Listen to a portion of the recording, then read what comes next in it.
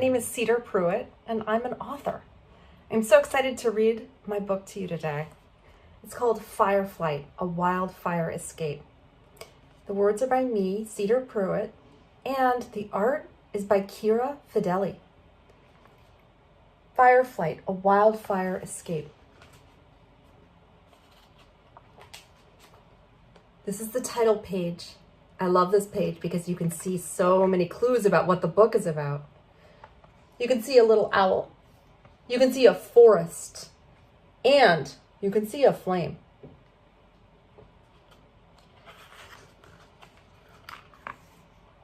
This book is dedicated to my children. Kira Fideli drew these beautiful in papers of looking up at trees. I love that because being in the forest is one of my very favorite places to be.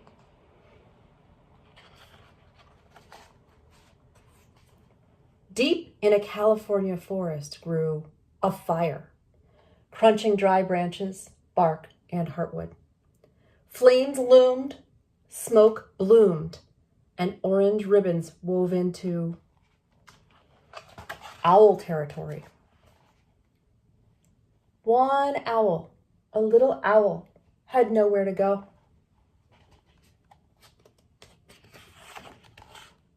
Air became ash, branches turned to dust, feathers quivered in the heat.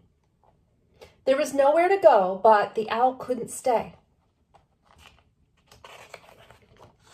With a swift beat of wings, the owl burst from deep, deep in the trees, soaring high above its burning home.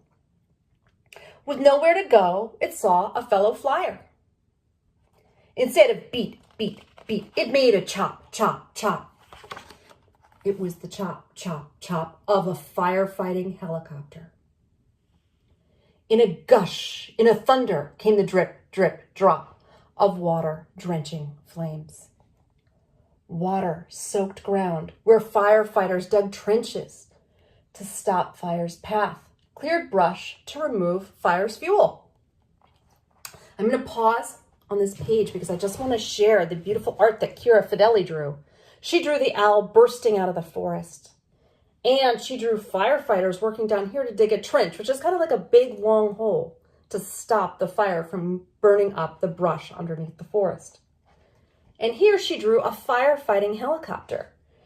This one works because it has a long string and a bucket on the end, and the pilot scoops up the water from a nearby river or stream or lake and drops it where the flames are. And that's how they can help put out fires from high up in the air. I'm going to keep reading the story now.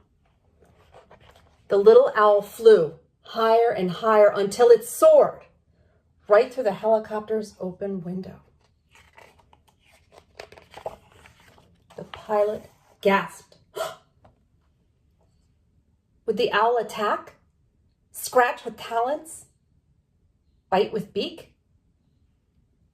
No. Feet gripped the seat, owl wings paused their beat, and the only sound was chop, chop, chop. With feathers that look like the bark of a tree, the screech owl camouflages easily. But not here. Big owl eyes turned to stare. The pilot took one amazing picture. Click. Would the owl stay or glide away? The pilot had to fight the fire, scorching the trees below, but the owl had nowhere to go.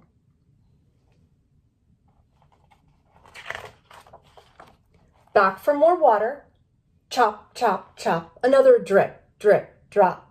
A gush, a hush, and the owl hung on.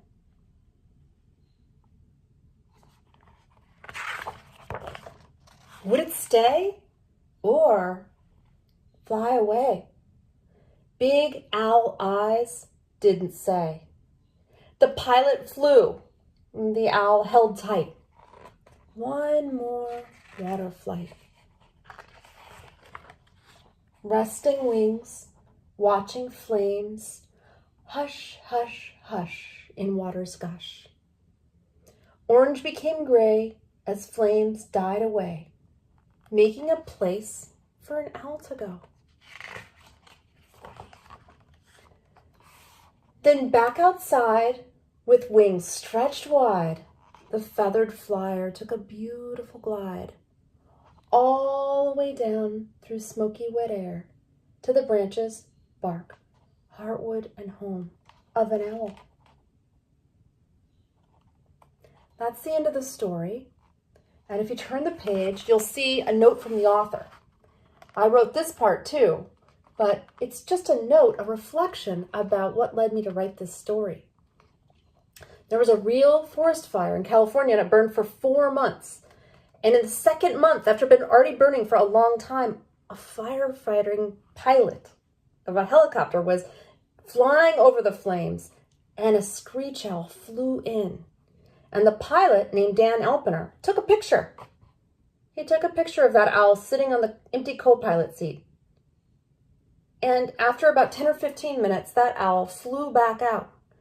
And it seemed safe and unharmed by the helicopter, and it flew away. We don't know what happened to that little owl, why it flew in or why it flew out.